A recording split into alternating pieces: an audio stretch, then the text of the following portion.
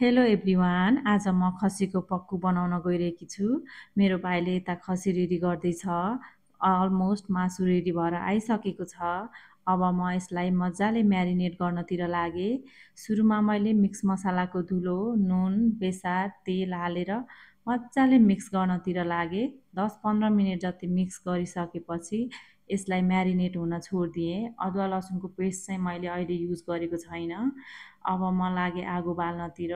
आगोमा पकाएको मटन पक्कु चाहिँ एकदमै मिठो हुन्छ नि त, त्यो पनि गाउँघरमा।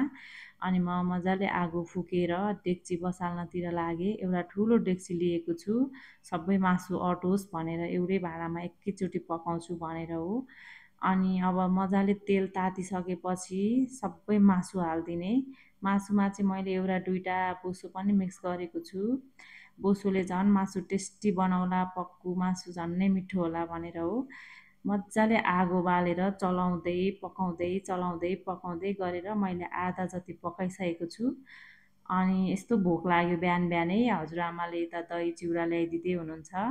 मेरो बहिनी र म भएर मजाले दही चिउरा खाएर अब फेरि म लागेँ मासु हेर्नतिर। मासु अलमोस्ट पाक्न लागिसकेको थियो, लगभग 1 घन्टा पकाएँ होला मैले। अनि एउटा नटाँसिकन यस्तो मजाले पाकेर रेडी भइसकेको थियो। अब म लागेँ यो मासु खन्याउन, दुईटा भाँडामा खनाउँछु भनेर, किनकि एउटामा त अटेन। अनि मम्मी र हजुरआमालाई टेस्ट गर्न दिनु पर्यो भनेर दिएँ।